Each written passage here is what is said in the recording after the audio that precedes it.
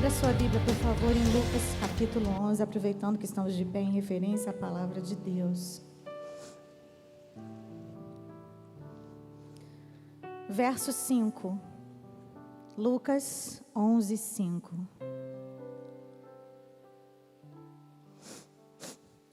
Eu não podia deixar de vir com a minha Bíblia com essa capa, que eu ganhei da Fernanda. Discreta, por isso eu vim com ela, para não chamar atenção. Combinando com a minha calça. Combina, mas você me daria essa calça, tenho certeza. Posso ler somente o verso 5. Então lhe disse: suponham que um de vocês tenha um amigo e que recorra a ele à meia-noite e diga: amigo, empreste-me 3 pães e os 6 também, porque um amigo meu chegou de viagem e eu não tenho nada para lhe oferecer. Feche seus olhos. Paizinho,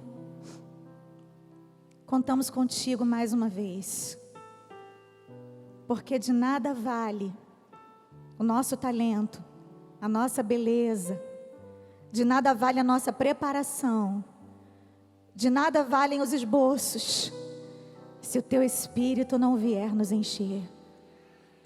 De nada valeria todas essas mulheres terem saído das suas casas, das suas cidades, vindo em caravanas, enfrentado fila, se sacrificado, se não fosse pela tua presença. Deus, vem com a tua presença. Tudo que nós queremos é a tua presença. Nós queremos a riqueza que vem do teu trono. Todas as nossas fontes estão em ti, Senhor. Faça a tua obra, esse é o teu lugar, é o teu momento. Seja bem-vindo, seja glorificado, em nome de Jesus. Pode se assentar. Há mais ou menos 23 anos atrás, eu estava cantando em Curitiba, com altos louvores. Alguém lembra do altos louvores? Alguém é desse tempo? Ai, graças a Deus. Ai, Jesus. E eu estava lá, já recolhida para dormir com a minha irmã, que deve estar chegando por aí. De repente eu ouço toque, toque, toque, na porta do meu quarto. Eu estava num momento muito difícil da minha vida, de crise de identidade, emocional, sentimental, espiritual. Eu posso dizer que eu tinha desistido de mim. Eu não acreditava mais no que Deus tinha para mim. Eu achava que Deus podia ter muitos planos para todos, mas comigo Ele tinha tirado férias de cumprir aquilo que havia prometido, e eu estava um pouco desiludida, triste, angustiada, rebelde. E a Fernanda apareceu nesse cenário. Eu já tinha conhecido antes, em um estúdio, a gente tinha colocado vocal para um jingle, e eu tinha ficado impactada pela paixão, pela maneira como ela falava do Espírito Santo, como ela tinha medo de entristecer o Espírito Santo. E aí, não era o primeiro contato, eu já tinha tido esse contato com ela antes, e de repente, perto da meia-noite, ela bate na porta do meu quarto. As coisas acontecem comigo assim, perto da meia-noite mesmo. E quando ela bateu, toque, toque, a Lislane abriu a porta e falou: é Fernanda. Aí ela entrou e disse: olha, vocês vão achar que eu sou maluca, mas é que Deus mandou eu ser amiga de vocês. Será que vocês vão achar que eu sou maluca? Aí eu, cá dentro de mim, falei um pouquinho, mas eu não falei isso, entendeu? Eu só pensei. Mas como é que você recusa, né? Uma oferta como essa de uma pessoa tão linda por dentro e por fora, que já tinha me impactado com o seu comportamento, com a sua maneira de ser, de agir, com o seu testemunho pessoal de vida. Eu falei: ok, se Deus está mandando, vamos obedecer. E a partir dali, nasceu uma linda amizade. Eu acho que ela é muito agradecida a mim. Eu quero dizer que ela me agradece hoje aqui diante de vocês, porque eu apresentei para ela o pastor Emerson. Então, Ela quer me agradecer em nome de Jesus, não quer, Fernando? De nada. Mas o que eu acho incrível, lendo essa passagem, eu lembrei de você essa semana, amiga. Lembrei de quando você bateu lá na porta do quarto, chorei tudo de novo. Isso me remete a um Deus que preza pelos verdadeiros relacionamentos. Um Deus que criou a amizade. Aliás, a amizade foi o primeiro relacionamento que Ele criou. Ele criou Adão para ser seu amigo e colocou no jardim do Éden, não só para ele enfeitar, mas para ele se relacionar com ele. Mas olha que interessante, a Bíblia diz que Deus foi criando as coisas. Deus foi criando a luz. Ele disse, haja luz. Lá em Gênesis, capítulo 1, você conhece toda a história da criação. Ele criava as coisas e dizia, bom. Aí Deus disse, que a água que está debaixo do céu se ajunte num só lugar, a fim de que apareça a terra seca. Aí apareceram os mares, e Deus viu e disse, bom. Sabe quando a gente faz aquela comida, a gente não, a Fernanda. Faz aquela lagosta deliciosa, tira de dentro do forno e diz, bom, gostei, lindo, acaba em 10 minutos, mas ela teve aquele tempinho para apreciar, né? Eu não sou boa de cozinha, mas ela é. Eu faço um macarrão só. E aí os dias iam passando, e Deus caprichando em tudo, elogiando, curtindo a obra das mãos dele. Fez os animais de acordo com a sua espécie, os animais domésticos, os selvagens, os que se arrastam pelo chão, e Deus viu que tudo o que ele havia feito era bom. Mas de repente, ele disse, agora vamos fazer os seres humanos, que serão como nós, que se parecerão conosco. Eles terão poder sobre os peixes, sobre as aves, sobre os animais domésticos, selvagens, sobre os animais que se arrastam pelo chão. E diz o verso 31, Deus viu que o que ele havia feito era muito bom. Repita comigo, muito bom. Eu sou tudo de bom que Deus criou. Amém? Você consegue se enxergar dessa forma? Nós ocupamos um lugar privilegiado no coração de Deus. Nós somos as meninas dos olhos de Deus. Nós somos preciosas, lindas, amadas, desejadas por um Deus maravilhoso que nos criou.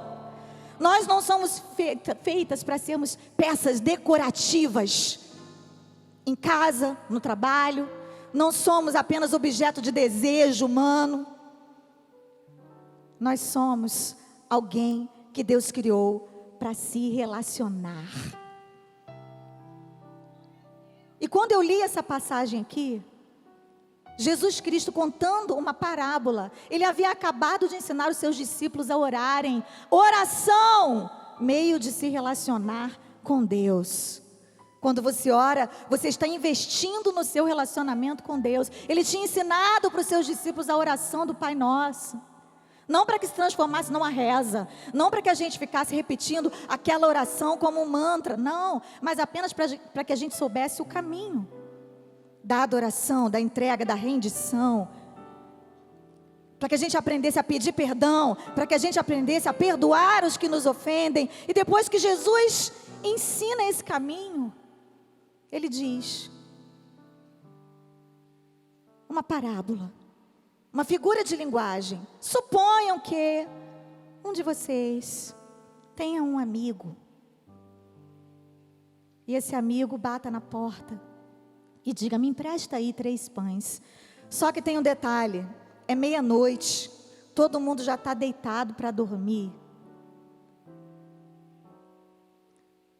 E em primeiro lugar eu vejo que esse homem dessa parábola só pôde bater na porta do amigo. Sabe por quê? Em primeiro lugar, porque ele era um amigo.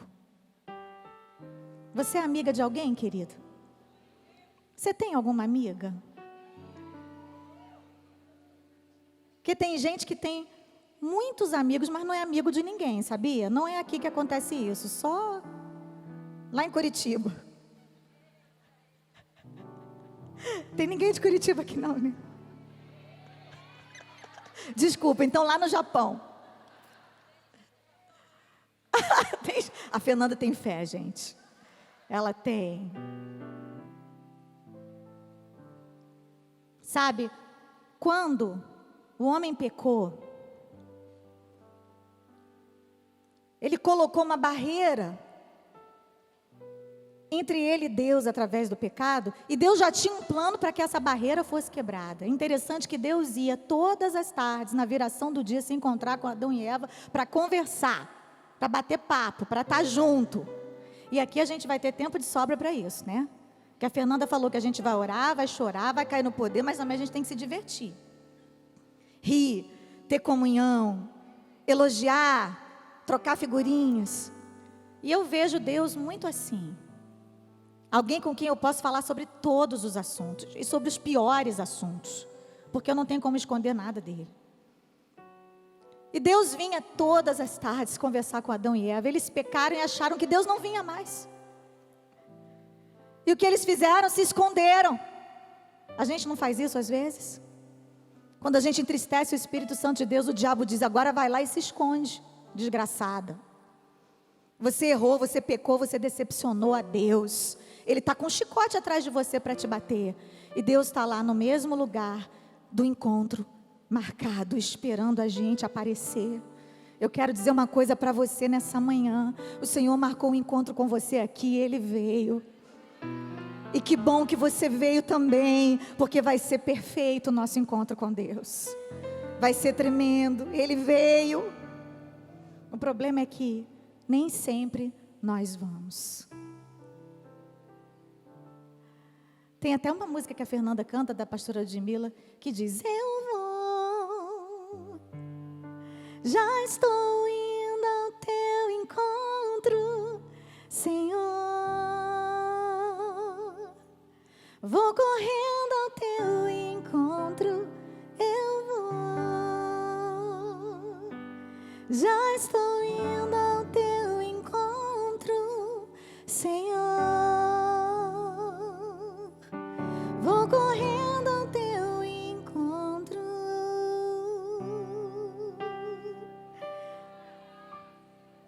E depois Deus continuou comparecendo. Ele se encontrou com Enoque, com Abraão, com Isaac, Jacó, José, Moisés, Josué, Ruth, Neemias, Esther, Jeremias, Davi, Sansão. Ele se encontrou com Maria e disse: salve a agraciada. Bendita és tu entre as mulheres, você vai gerar o Messias, o Filho de Deus.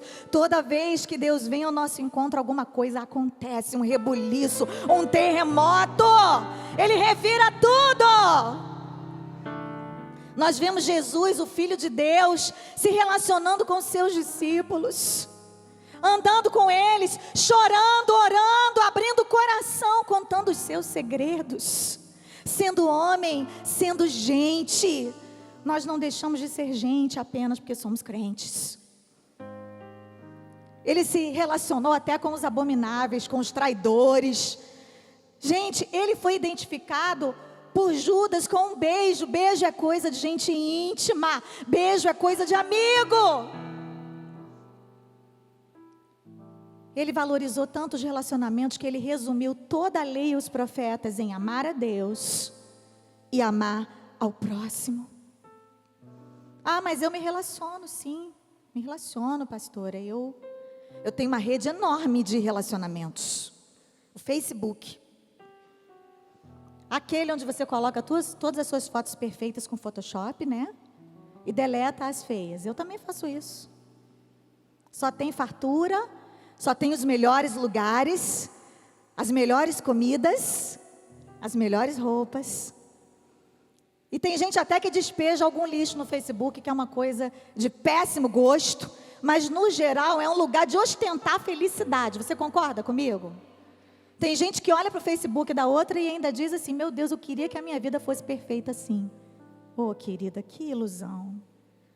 Ali não tem perfeição, ali tem ilusão. Eu nem aconselho você a ficar colocando suas tragédias lá, realmente. Mas não se baseie por aquilo que você vê no Facebook da outra, porque você pode ficar frustrada. Ali tem amigos sem misericórdia, muitas vezes amigos sem lágrimas, amigos que curtem os seus segredos e depois compartilham. É esse tipo de amigo que você quer? Ou são aqueles amigos que têm intimidade com você para bater na porta da sua casa meia-noite e dizer: me socorre? Porque são os mesmos amigos que um dia você precisou, que um dia você vai precisar. Eu lembro que quando eu perdi a minha voz, eu tive tantos amigos que me ampararam. A Marli, que está ali, a Lilian, minha fono, a Mema, minha intercessora, e a Fernanda ficava do lado de fora da minha casa com um lencinho, orando, sem entrar, para não me incomodar, porque os amigos também sabem a hora de não bater. Amigo não é só aquele que bate, é aquele que também sabe quando não deve bater. Ele respeita os seus limites, respeita a sua privacidade. Jesus é assim, Ele não invade a nossa vida, Ele bate delicadamente a porta do nosso coração, e se a gente deixar, Ele entra. E a Fernanda ficava do lado de fora orando, depois eu fiquei sabendo, orando e profetizando, e eu sem voz. Ela não entrava, porque ela sabia da minha agonia de não poder conversar. E os amigos que entravam eram tão íntimos que eles se contentavam em ficar em silêncio, só olhando para mim. E eu passei um ano inteiro sem voz. Foi ali que eu gerei o CD Nada Pode Calar um Adorador. Querida, o que é que você perdeu? O que foi? O que foi que você perdeu? Às vezes a gente tem que perder. Às vezes a gente tem que sofrer. E quando Jesus, Ele se torna tudo aquilo que nós temos, nós percebemos que Ele realmente tem valor. Você não vai saber que Jesus é tudo que você precisa até que Ele seja tudo que você tenha. E eu lembro que eu fui socorrida pelo Serginho, um dia que eu fui ensaiar com a minha banda. Eu cheguei lá e a voz não saía, e a banda saiu de lá arrasada, e ninguém sabia o que seria, o que aconteceria. E ele, sem saber o que dizer para me consolar, foi para o estúdio e pegou a minha música Fiel a Mim e fez um instrumental da música, sem a minha voz. E me deu. Ele não sabia o que ele estava fazendo. O Espírito Santo estava usando ele para me dizer: querida, eu não preciso da sua voz para ser adorado. Eu quero mais do que isso, eu quero a sua vida inteira. Eu quero o seu coração quebrantado. E o Senhor nessa manhã te diz: Ele não precisa só do seu dinheiro, da sua beleza, da sua eloquência, dos seus diplomas, dos seus canudos, da sua família perfeita, do seu testemunho. Ele quer você. Ele tem um mistério com você, com você, com você. Oh, aleluia! Aleluia! Jesus valorizou tanto os relacionamentos que antes de morrer, a última oração que Ele fez ao Deus, extensa, está lá em João capítulo 17, foi para que nós fôssemos amigos, para que nós fôssemos um. E eu vou dizer para você, não é fácil. Você acha que amigo concorda o tempo inteiro? Que amigo não bate de frente?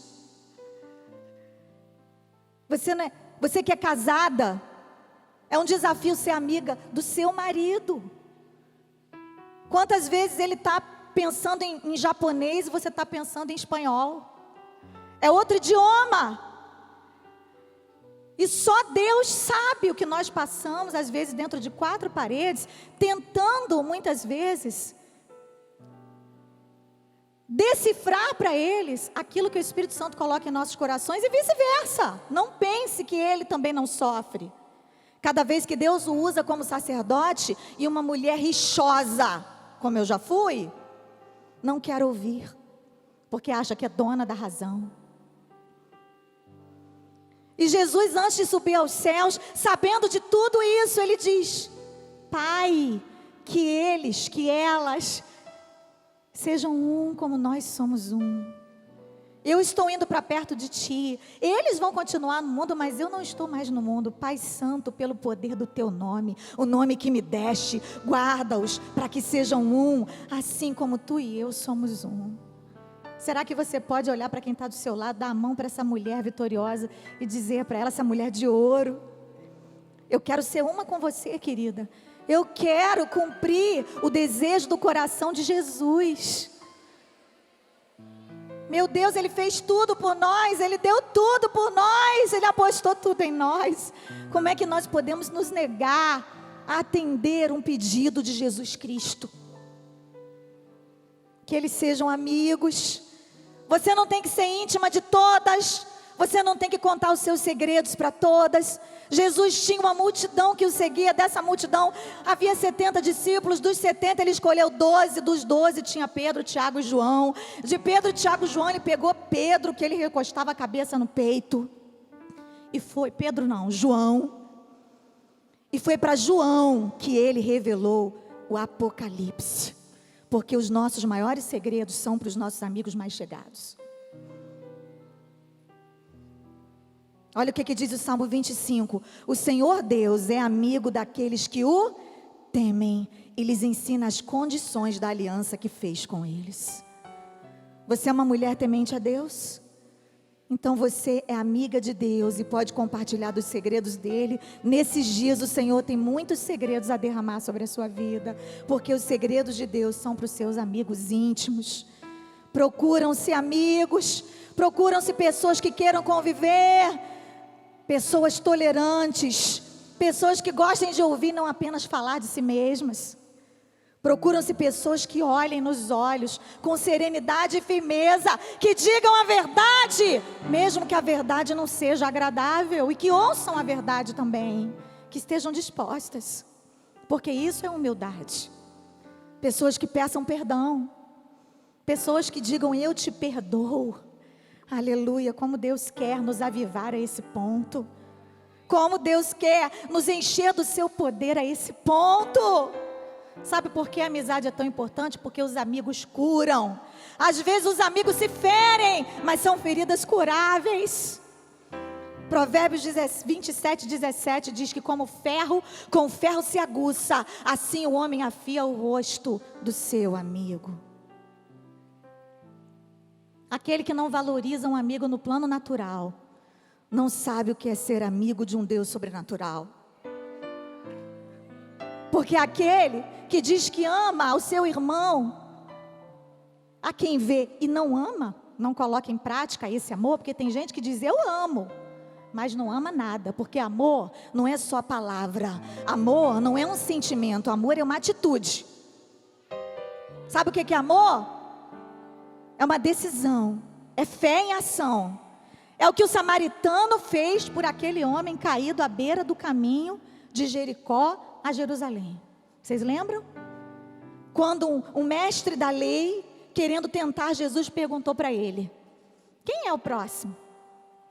Jesus falou: próximo, eu vou contar uma historinha para vocês. Jesus gostava, né? A sabedoria dele tão grande que para poder a gente alcançar, ele tinha que vir com historinhas, para a gente poder entender o universo sobrenatural e tremendo no qual ele vive, e do qual ele veio e ao qual ele pertence. E ele disse: tinha um homem caído na beira da estrada, no caminho de Jericó a Jerusalém. Jericó, cidade das palmeiras, mas uma cidade amaldiçoada. Porque Josué amaldiçoou aquela cidade quando disse: quem edificar as suas portas de novo, vai perder o seu filho. E isso aconteceu. Mas Jericó era a cidade de veraneio dos reis. Para os judeus, um lugar amaldiçoado.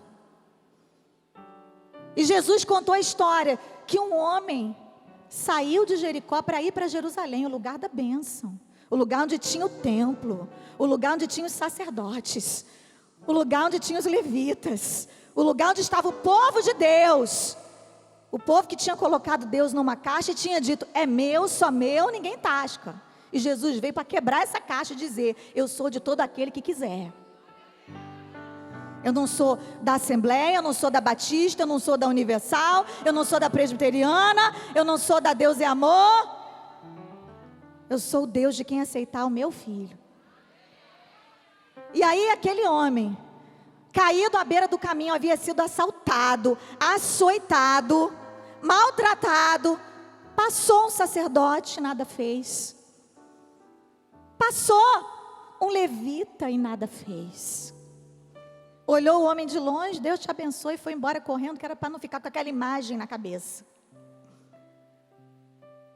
Passou um samaritano, Samaria, outra cidade amaldiçoada pelos judeus, discriminada, porque era uma cidade miscigenada, era um lugar onde haviam colocado, na época do exílio da Assíria, toda a raça de gente para misturar com aquele povo ali, porque o povo havia sido proibido de ir a Jerusalém adorar, então eles tiveram que criar uma adoração fake em Samaria. Vamos colocar ali sacerdotes que vão imitar o que os sacerdotes fazem, vamos colocar ali a imitação de um templo, era tudo imitação, e a cidade ficou toda de imitação.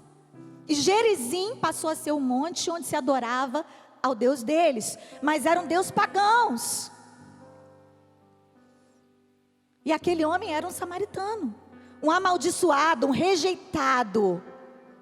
Eu sei que aqui tem gente que já viveu isso, já viveu assim, já foi rejeitado assim, já foi visto com esses olhos.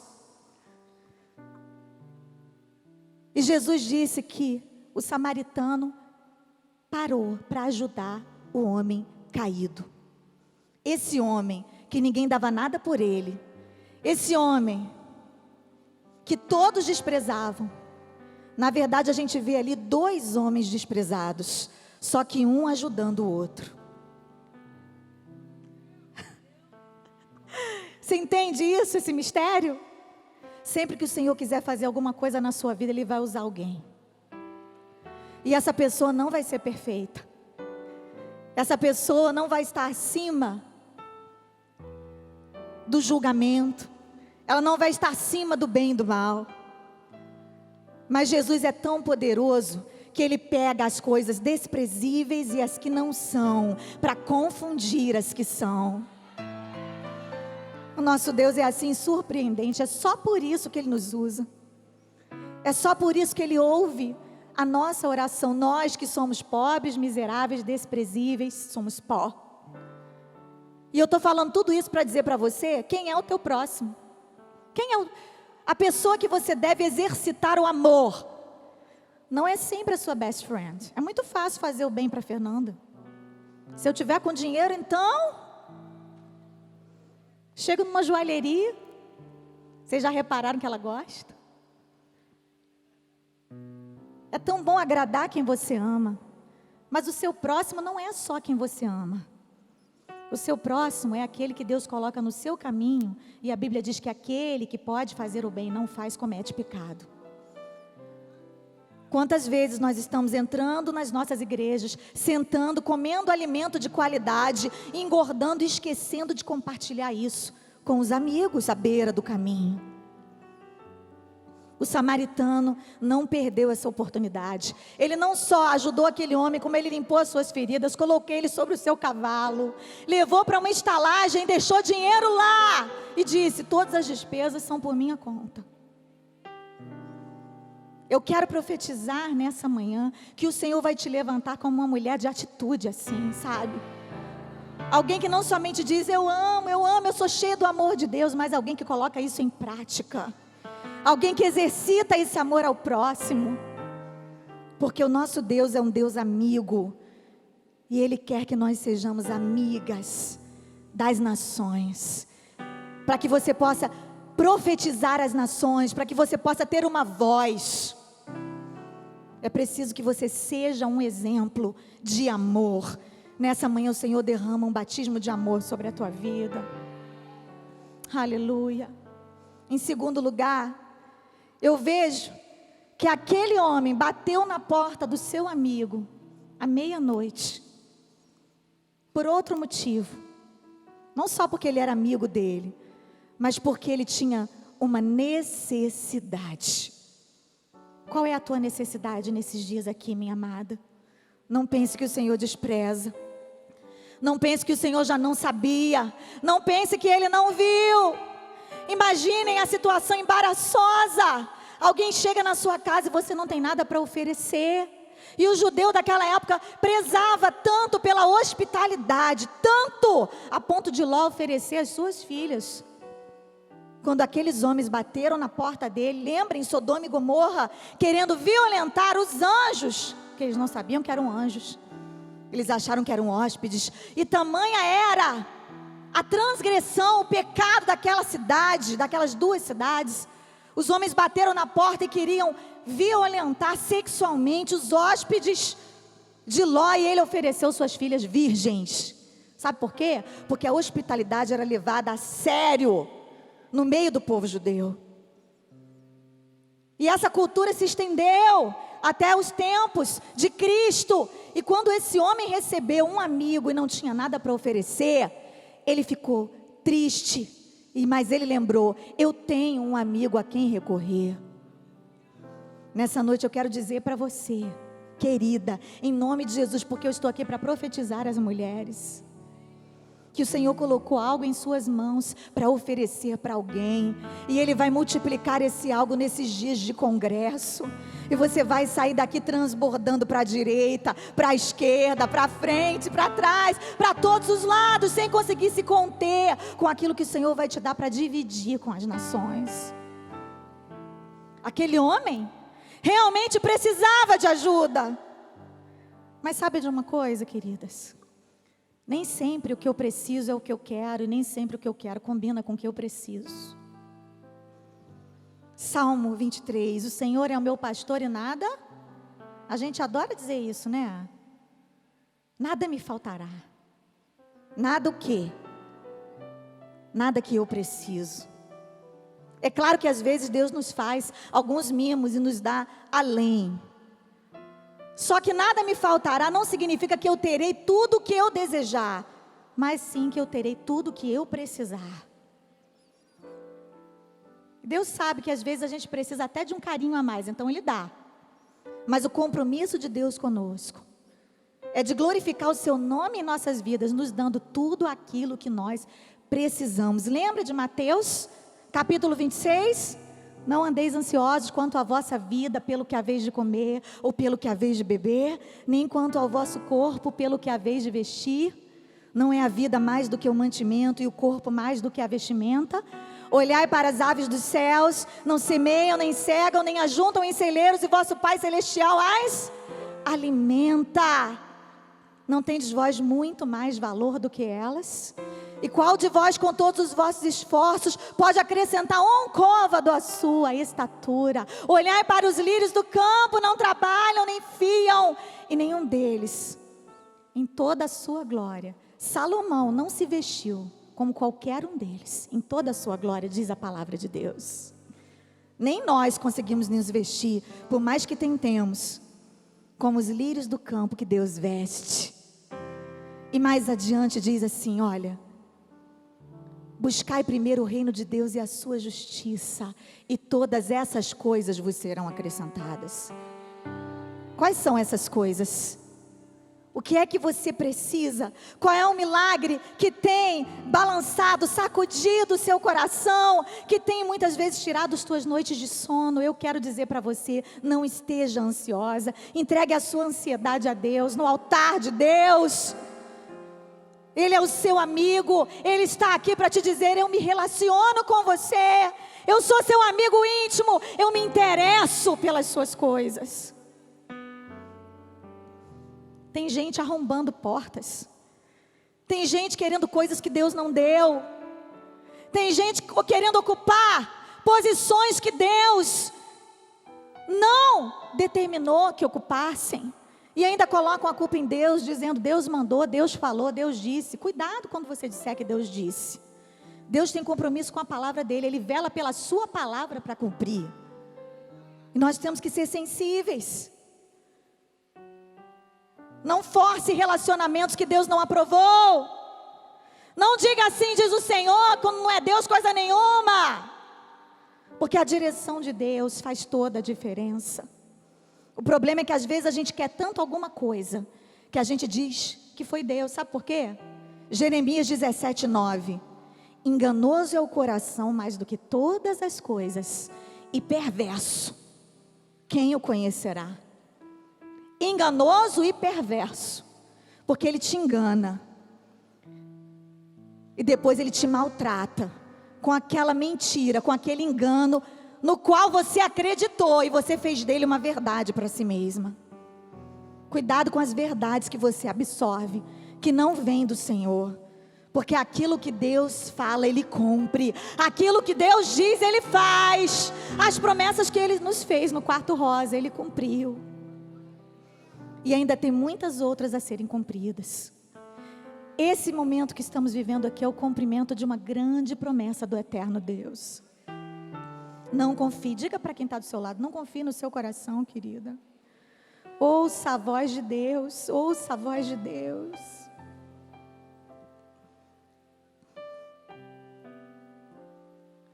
Eu sou casada há 19 anos.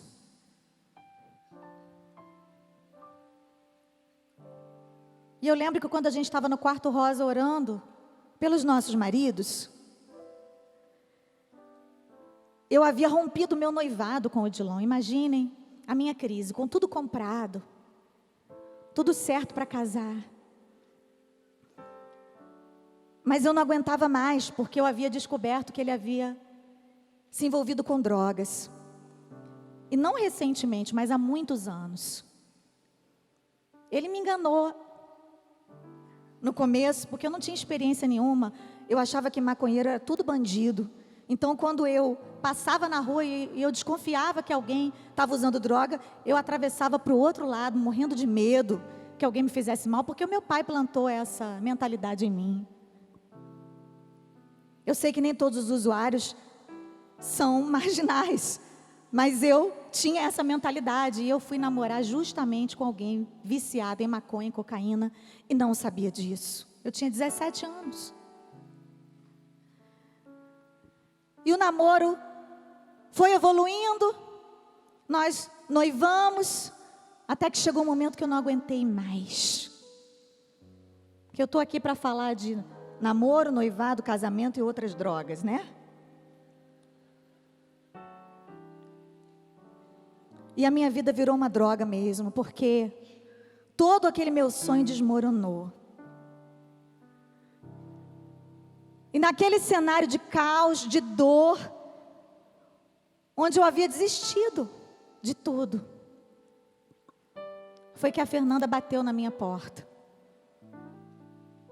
e disse: você não vai parar, a gente vai orar junto, a gente vai clamar junto, a gente não vai desistir, e os seus sonhos não vão ser interrompidos.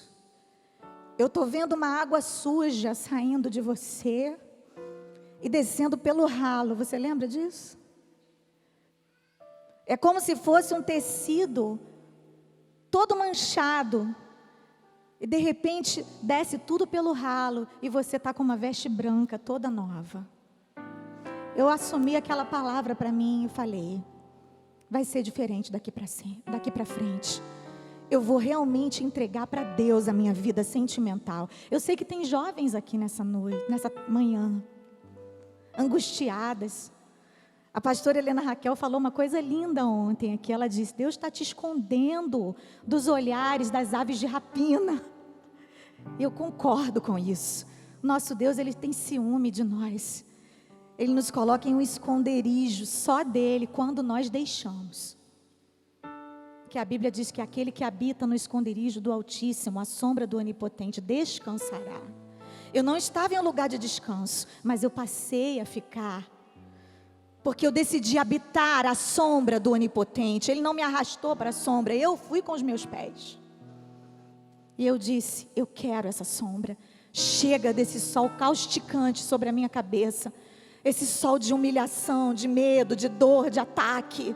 Não quero mais isso para a minha vida. Toda a minha juventude eu passei orando. Muitas vezes gritando e esperneando. Acho que mais do que orando, confesso. Porque eu queria estar no controle.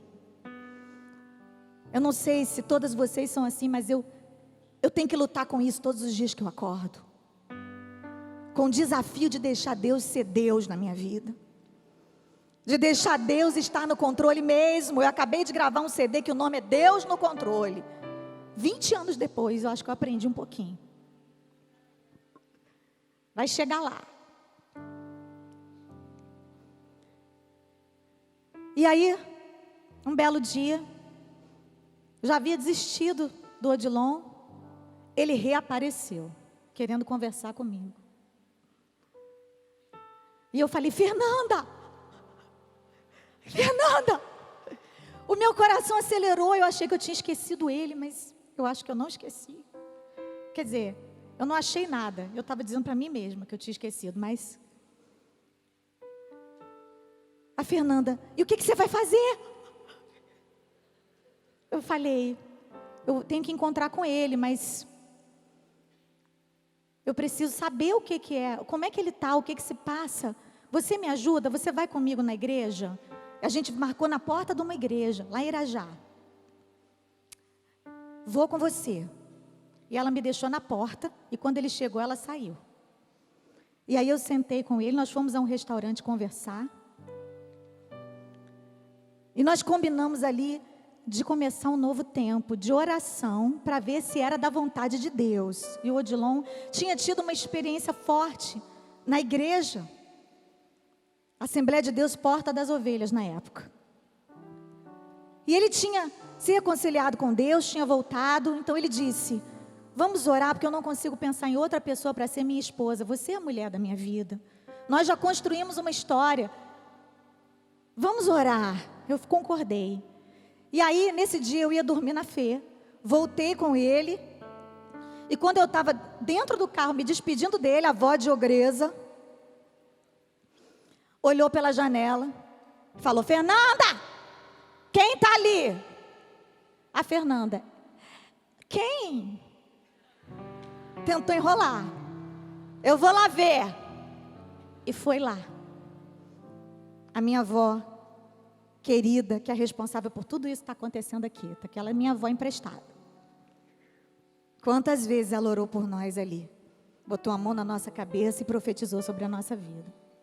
Que eu peguei a carona da avó de ogresa. E ela entrou, bateu no vidro do meu carro. A gente não estava fazendo nada não, tá, gente? A gente estava só conversando mesmo, despedindo. Em nome de Jesus. Carro não é lugar de namorar.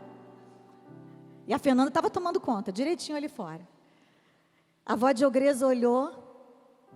Estela, minha filha. Olhou para o Odilon assim, botou a cara bem colada na dele e falou assim, é de Deus.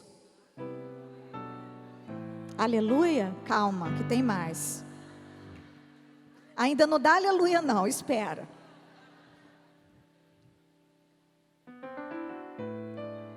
Ali foi a primeira confirmação que eu tive. E eu falei assim, eu preciso de outra confirmação, eu preciso que os meus pais, Fernanda, aprovem. Eu preciso que meu pai não se oponha, porque ele viu tudo que eu passei. E eu acho que essa altura do campeonato, ele não quer ver o Odilon nem pintado de ouro. Nem que ele venha com dote. Ele não vai querer. Mas eu vou colocar isso diante do Senhor. E se for de Deus, o meu pai não vai apresentar nenhum obstáculo. Contei para minha mãe, porque sempre a gente conta primeiro para a mãe. E cheguei para o meu pai e falei, pai, eu quero conversar com você. Meu pai fugiu de mim por um tempo, que ele já sabia o que era, eu desconfiava, até que ele, pode falar, minha filha. Eu disse, eu quero reatar o noivado com o Odilon e a gente quer casar esse ano. Aí ele olhou para mim e falou, é isso que você deseja, minha filha? Você ama o Odilon, então você tem a minha bênção. Segunda confirmação. Pode falar aleluia. Vocês vão falar aleluia muitas vezes aqui. Mas antes de vocês falarem aleluia, vocês ainda vão chorar comigo. Fui numa reunião de oração, que eu sempre ia, lá no Poço de Jacó. Lembra, Fê?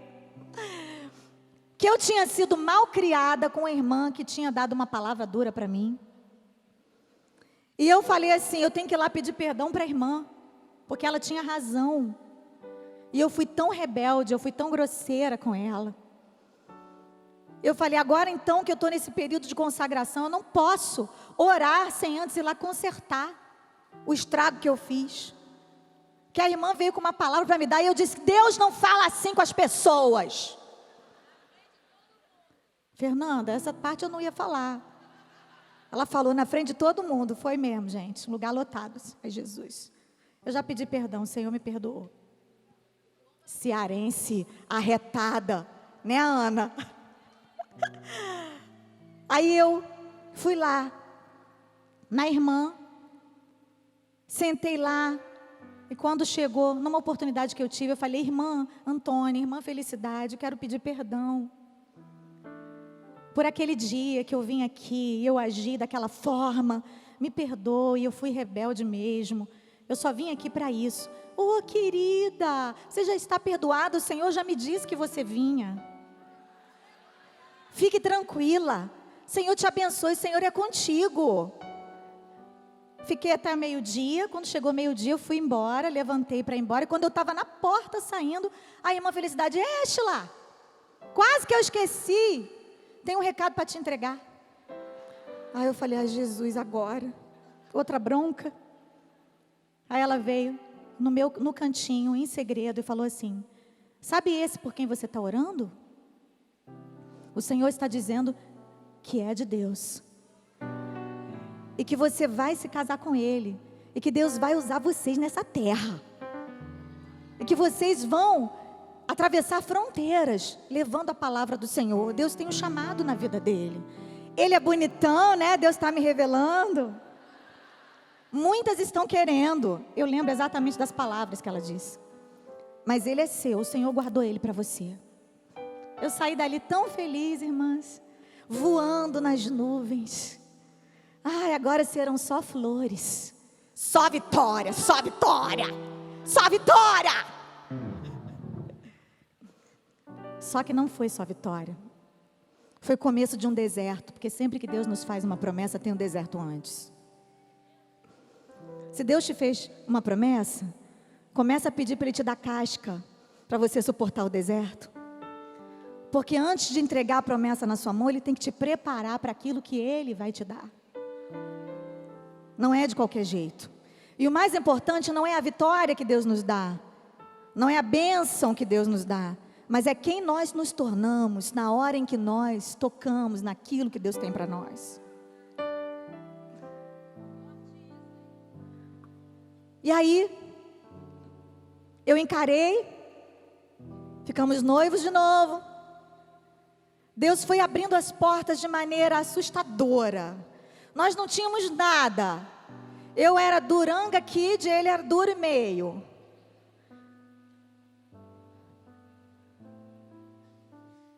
Um dia, Deus tocou no coração do pastor Silas e ele disse: Odilon, vem cá, você vai casar mesmo, cara? Vou.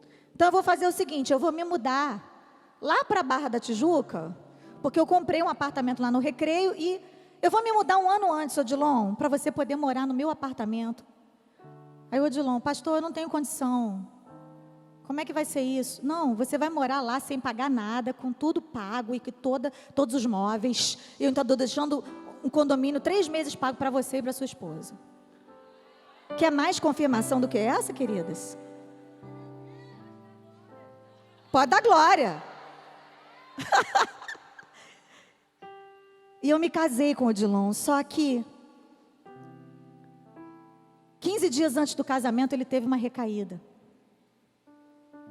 Já estava tudo preparado e agora não tinha mais como eu fugir.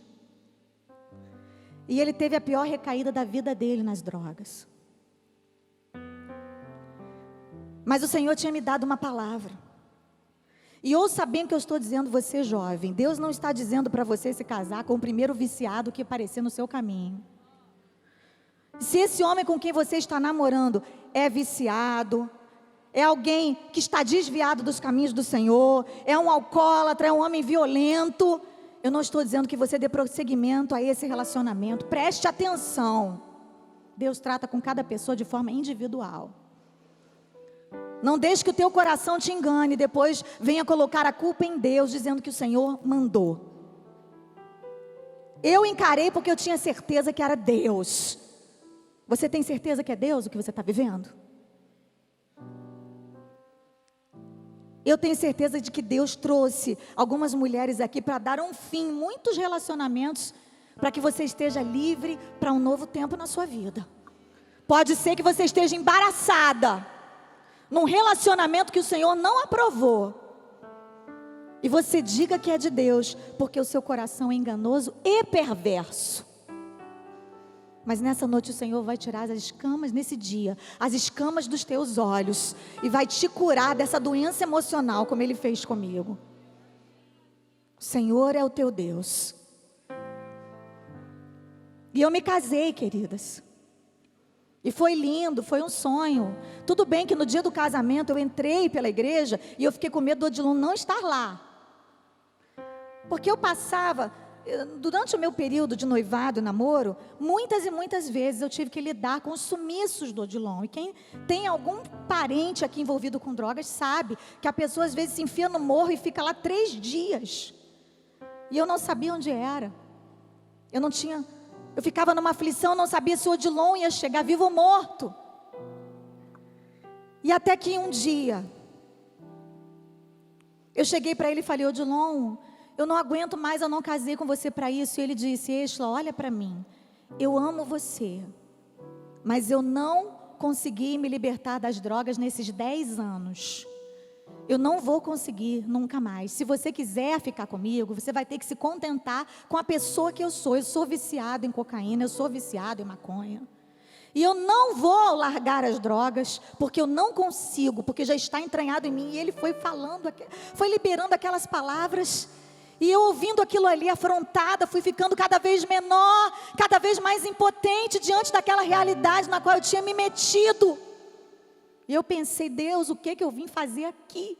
O Senhor me prometeu que esse homem ia ser usado por ti. Será que era tudo mentira dos profetas? Será que a tua palavra mentiu? Senhor, o que é que está acontecendo? Que furacão é esse? Eu não estou entendendo mais de nada. Eu olhei para ele, naquela hora o Espírito Santo me revestiu de graça e eu disse: eu não aceito essa declaração. Eu vou encarar e eu vou vencer. Você é meu marido e eu não vou abrir mão de você. Só que até chegar esse momento, queridas, de maturidade, foram muitos gritos e muitas brigas. Muitas confusões, foi um ano inteiro de gritaria, a ponto de uma vez a Fernanda e o Emerson chegarem lá em casa, no apartamento onde eu morava na Penha, e o porteiro, que era meio zuretinha, ele deixava todo mundo subir sem ser anunciado.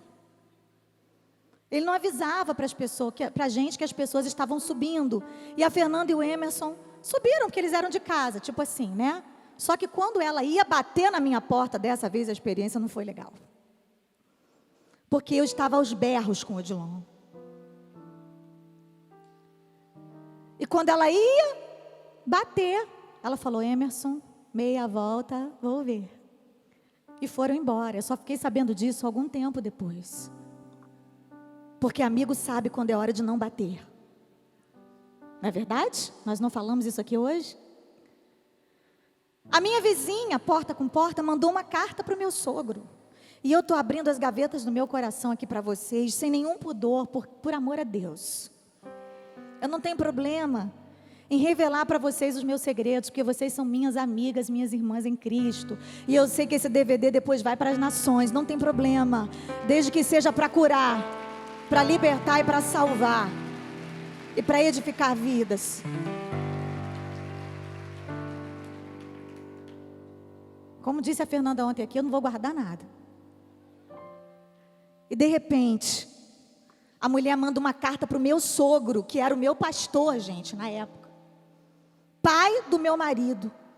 Pastor da igreja há 40 anos.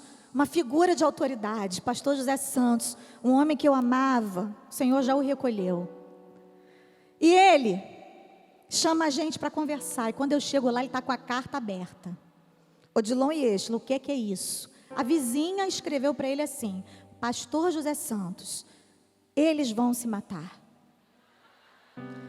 E detalhou as nossas brigas, os gritos. Odilon nunca encostou o dedo em mim. Mas eram ataques verbais, eram agressões com palavras, tanto da parte dele quanto da minha, porque eu não era moleza, não.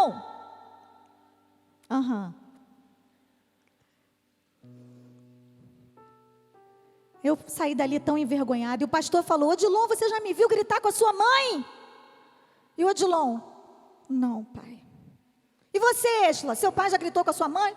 Muitas vezes, lá em casa todo mundo grita. Mas não é por mal, é que assim, família de nordestino, todo mundo fala alto, entendeu? Meu pai fala alto, minha mãe fala alto, eu, meus irmãos, todo mundo fala alto, é normal. A gente grita. E o Odilon ficava, tudo que eu falava, ele levava como ofensa. Ele achava que eu estava querendo mandar nele. Olha só, vê se pode. Às vezes não era. Às vezes eu só queria mesmo colocar o Espírito Santo no coração dele, a força. Mas não entrava. Sabe por que não entrava? Porque Deus, para fazer uma obra no meu marido, Ele tinha que fazer primeiro em mim. E eu descobri que tinha que começar por mim. Eu descobri que eu era a coluna da minha casa, que Deus tinha me dado autoridade para edificar o meu lar. E que essa autoridade ninguém podia tirar de mim, o diabo não podia tirar de mim. E quando eu descobri isso, quando essa ficha caiu, eu descobri que eu tinha que me posicionar. Que eu tinha que parar de ser a coitada daquela relação. Que eu tinha que parar de ser a vítima. Aquela para quem as pessoas olhavam e diziam: coitada dessa jovem, jogando a vida dela pelo ralo. Por que não separa logo desse rapaz enquanto há tempo? E vai viver a sua vida. E eu resolvi fazer da minha casa um lugar de adoração a Deus. Eu resolvi fazer da minha casa o trono do Senhor. Eu não tinha empregada, eu saía limpando a casa e ungindo a minha casa inteira. Eu resolvi me envolver com a obra de Deus profundamente. Eu entrei no coral das irmãs, no coral Renascer. Eu entrei até no coral dos jovens, que eu era muito jovem naquela época, ainda sou, mas eu era mais. E tudo que o pastor pedia, eu estava lá. Tem mutirão para limpar a igreja. Eu era a primeira da fila. O templo novo que inaugurou, eu estava lá, limpando, adorando ao Senhor. Odilon não ia para a igreja mais a essa altura, eu ia sozinha. Eu não tinha carro, eu ia a pé. E ali, eu decidi também que eu ia ser a melhor mulher do mundo, porque eu falei: vai que Deus leva o meu marido, pelo menos eu vou ter boas lembranças do meu primeiro ano de casamento. Chega de brigar, agora só love, só love. E eu comecei a dizer para ele assim: não quero mais que você use drogas na rua, agora você vai usar em casa. Porque você pode morrer, eu não quero que você morra, eu quero que Deus cumpra o que Ele prometeu na sua vida. E o Espírito Santo começou a me revelar de forma sobrenatural onde ele estava nas madrugadas. E às vezes eu acordava e ia lá atrás dele, exatamente onde ele estava. Batia na porta e dizia: solta meu marido, ele vai comigo. Com 1,5 m eu fazia isso, mas era que o Espírito Santo em mim me tornava uma gigante. Também não aconselho ninguém a fazer isso, só se Deus mandar. E ele vinha: você está louca? Você foi na boca de fumo. Eu falei: fui e vou quantas vezes Deus mandar. Você é de Deus. E ele ia para casa e depois a gente ainda fazia amor. Pode dar glória. Porque eu falei: eu não vou abrir mão desse momento. O diabo quase roubou a minha lua de mel. Mas agora é ele que vai ter trabalho comigo. Cada vez que eu levantar da minha cama, ele vai dizer: ai, demônio, corre atrás dela, que ela está doida. Mas o Senhor me revestiu do Espírito Santo de Deus. E eu tomei algumas atitudes que eu não quero que vocês tomem como doutrina. Eu não sou pastora de vocês. A maioria nem é daqui. Mas eu quero dizer o que serviu para mim. Eu olhei para a televisão e falei: você não vai estar mais no centro da minha vida. Novela acabou para você.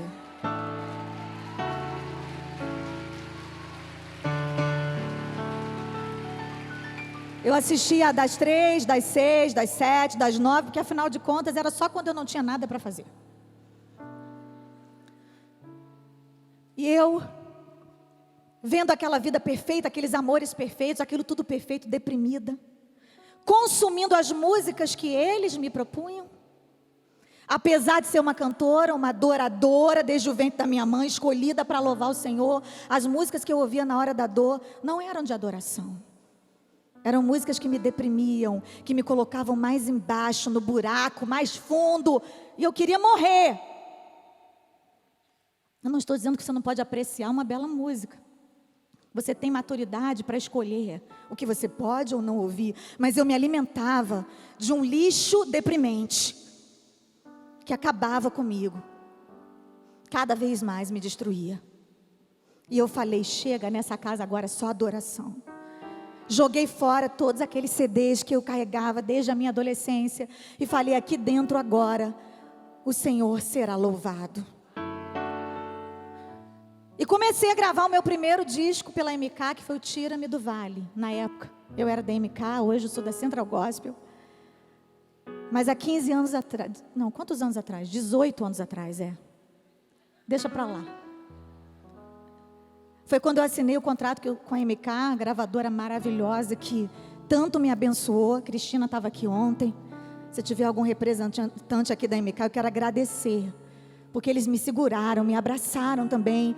E eu fui para o estúdio, botar a voz na minha música. Tira-me do vale, não há mais resistência em mim.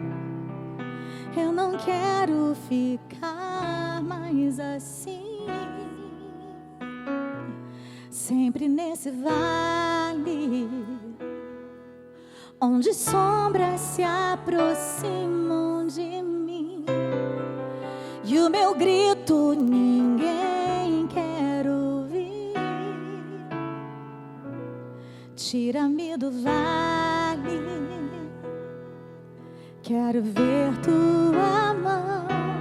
Tira-me do vale, quero libertação. Chega desse vale, quero agora viver. Quero asas de águia para subir. Quero os pés como os das corças em mim. O Senhor vai te dar asas como de águia. O Senhor vai te dar pés como os das corças. E eu me tranquei no banheiro do estúdio. A Fernanda estava lá com o Emerson. Eles sempre estão lá. O Emerson produziu esse CD, essa canção linda do Livingston Farias.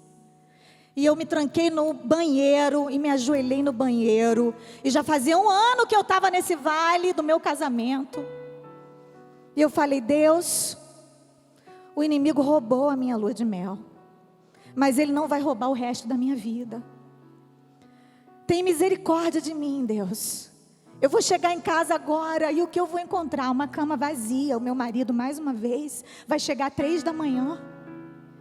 Eu não sei, Senhor, quanto tempo mais eu vou suportar. Eu estou aqui cantando, tira-me do vale. Eu preciso sair desse vale. Eu preciso de autoridade para ministrar para as pessoas que Tu és um Deus que liberta mesmo. Senhor, tem misericórdia da minha vida. E o Senhor me ouviu ali. Porque quando eu cheguei em casa, 3 horas da manhã, o Odilon realmente chegou também. Só às 3. Só que ele chegou de joelhos. Ele caiu de joelhos no pé da cama. Ele nem disse oi, ele só caiu de joelhos. Ele disse assim, Êxila, bota a mão aqui na minha cabeça agora e faz uma oração de entrega. Eu, o quê? Como assim? Diz para Deus que eu não quero mais viver assim. Que eu não quero mais ficar assim como eu estou. Diz para Deus que se Ele não me transformar, Ele pode me levar. E foi a oração mais difícil que eu já fiz na minha vida. Porque ali eu tive que escolher mesmo entre o amor da minha vida e a alma de alguém que eu amava. Era a eternidade dele que estava em jogo, não era a minha felicidade. Foi a última prova pela qual eu passei. Eu entreguei o Odilon para Deus. Eu falei: Senhor, ele é teu, ele não é meu. Será que você não tem que entregar alguém para Deus hoje, querida? Um filho, um sonho, um projeto. Será que não existe algo que o Senhor está dizendo: me entrega, que quando você me entregar, você vai ver o que eu vou fazer? E eu fiz essa oração. E quando ele levantou dali, nós ficamos uma semana numa crise de abstinência terrível, porque não foi fácil. Eu tive que ali aprender a ser uma mulher sábia vezes 10. E eu tinha uma viagem marcada para o Macapá, e ele aceitou ir para o retiro espiritual da igreja. Ah, retiro, coisa boa que Deus faz em retiro. Um encontro. E eu fiquei em Macapá 4 dias, sem telefone celular, sem telefone no quarto do hotel. E ele incomunicável onde ele estava, totalmente entregue a Deus. Eu estava com a pastora Antonieta Rosa e com a Josiane, visitando os doentes, orando pelos enfermos, buscando o reino de Deus em primeiro lugar. Porque afinal de contas eu havia entregue Odilon a Deus. Até que chegou o momento de voltar, o último dia. E naquele momento o inimigo tentou me desafiar, colocando dúvida e medo em meu coração. E eu pensei: eu estou aqui no céu todos esses dias, e agora o que vai ser, Deus? Eu vou voltar para casa, será que o Odilon fugiu do retiro? Porque não é obrigado a ficar lá, só fica quem quer. E quando eu estava pensando nisso, veio uma irmãzinha rodopiando pelo meio da igreja. E eu falei assim: para que isso, Jesus? Precisa disso? Tem que falar tudo. Falei mesmo. Deus não precisa disso, gente, para falar. Que exagero. Vou no banheiro, hora do intervalo. Vocês verem como é que Deus estava trabalhando na minha vida também, irmãs. Fui para dentro do banheiro, e quando eu estou no banheiro, eu escuto aquela irmã vindo falando em mistério, lá pelo meio do corredor, do lado de fora.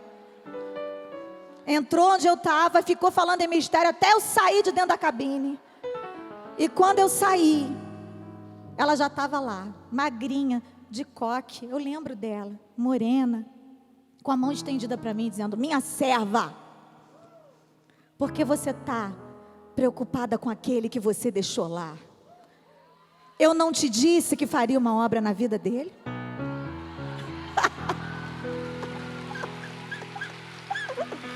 Fica de pé, querida. Fica de pé no seu lugar, glorificando o nome do Senhor. Quando eu voltei para o Rio de Janeiro, o meu marido estava transformado. Ele tinha sido renovado pelo poder de Deus. Estava pipocando no mistério, pelos cantos da casa, adorando ao Senhor. O meu marido foi consagrado a diácono. Depois ele foi consagrado a pastor. E hoje ele dirige a igreja onde ele voltou para Jesus, que era a Assembleia de Deus Porta das Ovelhas, e hoje é a Assembleia de Deus Largo do Bicão. Assembleia de Deus Vitória em Cristo, no Largo do Bicão. Nós somos ovelhas do pastor Silas Malafaia. E o meu marido é o meu pastor. Você pode glorificar o Senhor por isso. Glorifique ao Senhor, porque Deus quer fazer isso na sua vida, querido.